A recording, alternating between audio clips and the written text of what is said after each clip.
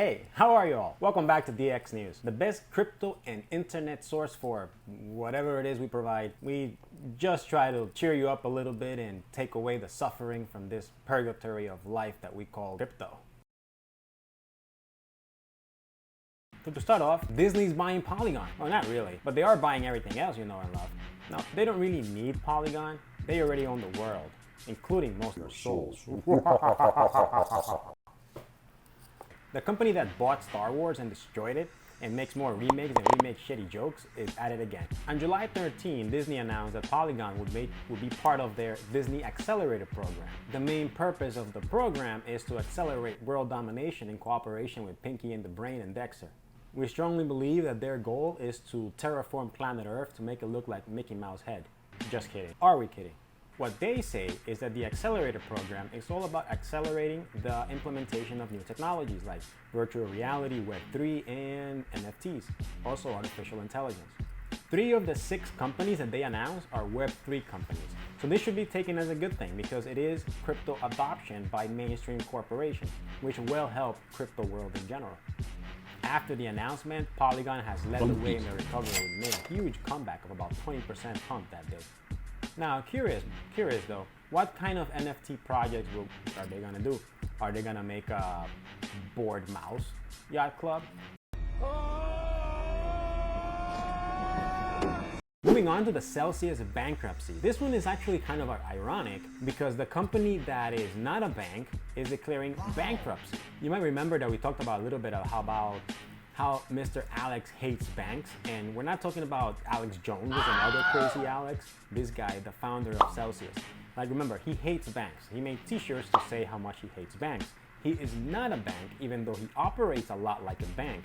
They will screw you the same way like a bank, but you lack the little protections that a bank can give you.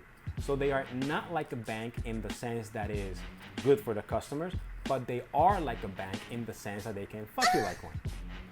So a few days ago, they started doing shady stuff like halting withdrawals, trades, and deposits. Now, they are full-on filing for bankruptcy. Now, the detail is the type of bankruptcy that they can process or they can apply for. Now, depending on the type of company you are and the recovery plan that you may or may not have for your company, you will either file for different types of bankruptcies that are available. Now, we're not going to get too much into that sort of conversation here because let's face it, folks, we're only low IQs here. Now, the way most think is that in bankruptcy, you just sell everything off and pay back as much people as possible. Yeah, that would be the cool way to do it. Try to get your investors and clients to recover their money. But there is also another type of form called Chapter 11, in which case your investors are kind of more fucked because it gives the person requesting it the time to restructure the company and try to pay back their investors slowly over time, kind of like a slow rug if you ask me. Now, only some companies are able to apply for this, and we don't know how a broken company like Celsius, even gets the balls to do it. If you want more information about this, there's a CoffeeZilla video that goes into more detail about it. How small is the world that the shadiest companies are represented by the same group of lawyers? Really, these guys are also the same lawyers that represented Voyager. You can't keep getting away with it! So the next topic is a little bit, what would happen if USDC were to collapse? Is it possible? Do we want to even imagine the scenario? No. We've seen huge stable coins collapse recently. Could it repeat itself with what is supposed to be the most trusted one?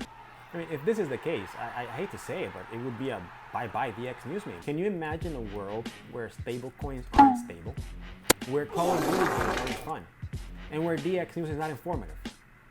You might not want to imagine the last one. Now, this is currently a rumor based on a Twitter thread, so you might want to take it with a grain of salt. Now, just a quick reminder, the way stablecoins work is that they should be backed by an asset of equivalent value. So whenever you pay $1, you get a USDC. Whenever you sell a USDC, it gets burned and you get back that dollar. But what happens is that is always not the case. If this threat is real, it's all going to go to garbage. It seems that Circle, the company that backs USDC, has been losing a lot of money. For example, apparently they lost $500,000 in the first quarter of 2022 and are on their way to lose $1.5 billion in total by the end of this year. Not only that, they've been lending out massive amounts of USDC to a lot of these firms that have been filing for bankruptcy. Some of their borrowers are Genesis, BlockFi, Celsius, Galaxy, Alameda, and 3CA. We really hope this shit doesn't hit the fan.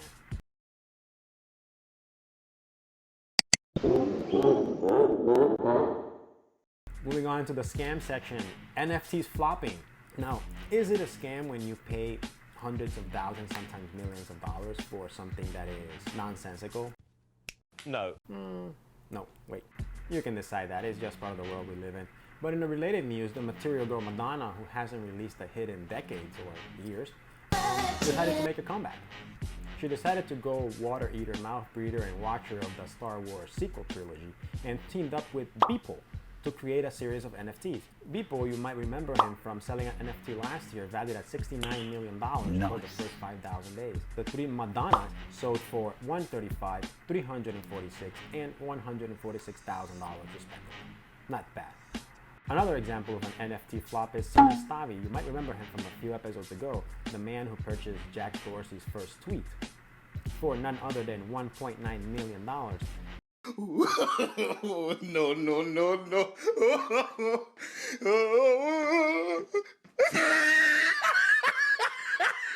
Kind of a low offer for something that he himself referred to as the Mona Lisa of NFT world. Now, the most optimistic theory about the price drop in NFTs and the lack of movement in the NFT world is not that people stop shoving crayons up their nose.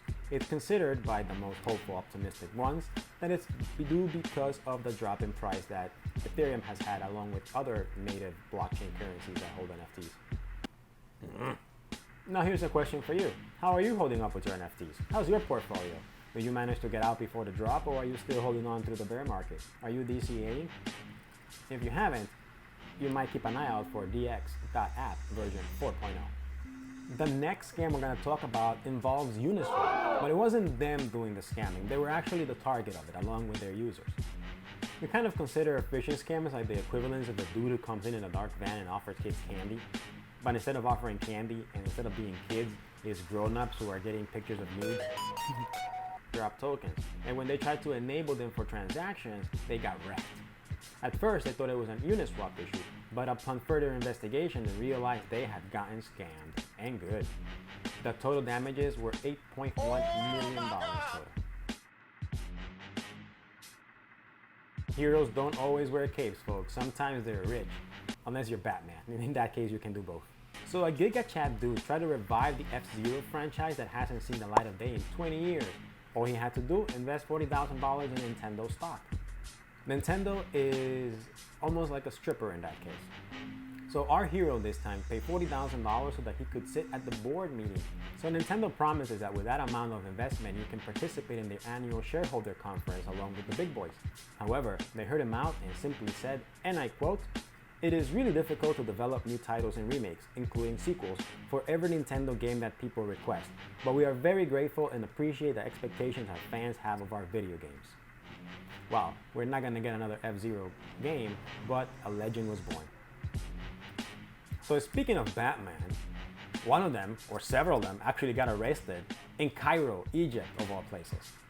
It seems the multiverse is real, folks, and we're starting to see a merger between worlds. We just hope that there's a universe and where I can be handsome and our jokes funny. Or maybe rich so I don't have to do this shit. So in this particular occasion, the multiverse battle was gonna be held in Cairo in a train station at 11 p.m. And like all good things worth reporting, it started with a meme. So some dude posted that he was the real Batman, and then another dude said that no, he was bullshitting, that he was the real Batman. Before you know it, two others had joined the discussion here and started arguing about who of them was the real Batman. So they decided to do the only sensible thing you can do to solve that matter. They created a Facebook event for August 13 at 11 p.m. Now, it was a small joke that went viral and people went nuts on it. You had 20,000 people saying they were gonna go to prove themselves to be the real Batman. It was gonna be some really epic WrestleMania type shit. So the authorities got a wind of this, and apparently they hate Batman. They turned out to be fans of Howard the Duck. They went in and arrested the 4 guys who were organizing the event, saying that it could put potentially it could put lives in danger. And it's kind of a shame, because it would have been the most epic thing of 2022. Besides DX News, of course. Now, It is good in a way that they decided to put an end to this before it started. Can you imagine the smell of 20,000 greasy, non-deodorant wearing teenagers fighting it out in a train station in the middle of the night? God damn it. Now personally, lucky for them it got canceled. I would have gone to go there and kick all of their asses. Because everybody knows that I'm Batman. I am vengeance.